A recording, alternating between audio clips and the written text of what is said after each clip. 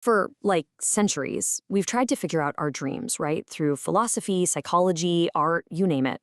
But what if we could actually map our collective subconscious using a tool that, well, we all use every single day? That's what we're going to dive into. This incredible project that uses a decade of Google searches to reveal the hidden shapes of our inner worlds. It's a question every single one of us is asked. You wake up from some totally bizarre, vivid dream. Maybe you were flying or, the classic one where your teeth are falling out. And your first thought is, what on earth was that about? It feels so personal, so random, and maybe even a little scary. But here's the thing. For the first time in history, we actually have a way to look for answers, not just for ourselves, but for all of us together. And the key? It's been hiding in plain sight this whole time.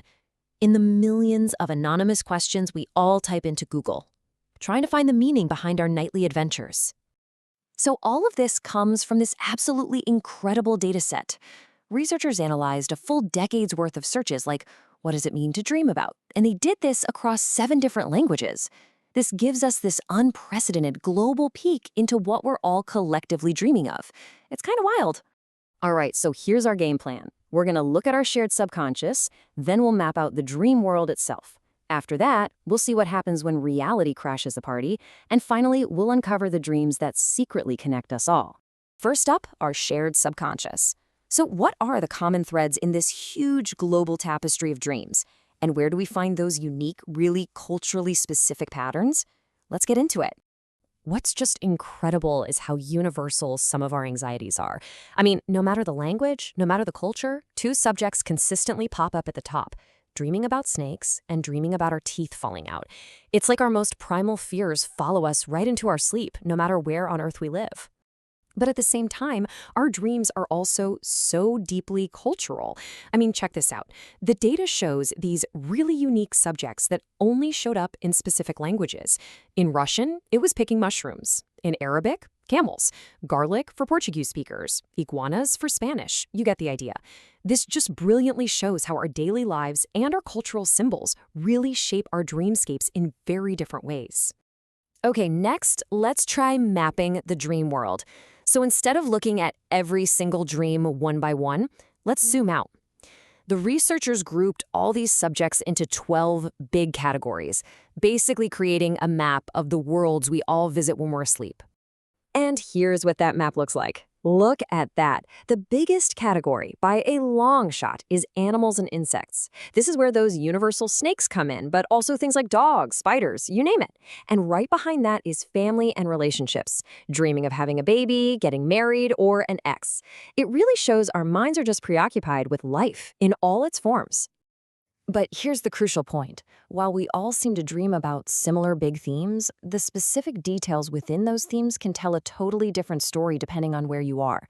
And that's where you can really see what different cultures prioritize. For instance, when you start comparing languages, you find these fascinating differences. The data shows that over the years, Japanese searches had way more subjects related to emotions, like crying or laughing.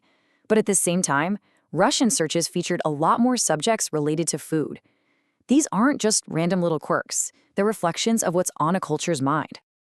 Okay, now things get really dramatic as we look at when reality enters dreams. We've seen how our culture shapes our sleep, but what happens when a huge global event hits the news? How does that shake up our collective subconscious? Because as it turns out, there are these moments when the wall between our waking reality and our dream world just completely shatters. The real world doesn't just knock on the door, it breaks it down and invades. Just take a look at this timeline. The data is undeniable.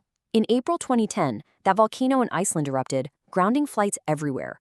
At that exact moment, Google searches for the meaning of volcano dreams just skyrocketed. A year later, March 2011, a devastating tsunami strikes Japan. And boom, same thing. Searches for tsunami dreams peaked right at the very same time. Our shared anxieties in the face of disaster show up directly in our dreams. And all of this brings us to our final chapter. The dreams that connect us. We're about to see how these shared dreams create this invisible, global network of the mind, linking us all together in ways we probably never even imagined. Think of it this way. When someone in Brazil and someone in France both Google the meaning of the exact same dream, they create a little connection. And it turns out certain dreams act like these amazing bridges, building a shared subconscious language that goes beyond borders and unites different cultures. So who are these great connectors? Well, a couple of them should look pretty familiar. Snakes and falling teeth are back again, consistently linking the most languages. But other common human experiences join them too, like dreaming of being pregnant, or dreaming about animals we're close to, like dogs and fishes. These are basically the building blocks of our shared dream language. And these connections can be surprisingly specific. For example, the dream of crying was a major bridge, linking Arabic searchers to English, Portuguese, Spanish, and French dreamers across different years. And then you get these really unique pairings, like dreaming about toads, which created this special link only between Portuguese and Spanish speakers in 2015 and 2017. So, what we've seen is that behind the privacy of our own screens, our anonymous searches for meaning are revealing this profound hidden truth. Our inner worlds are just so much more connected than we ever thought. It really leaves you with one last thing to chew on. If our dreams are this connected, what other deep, fundamental human experiences do we all truly share?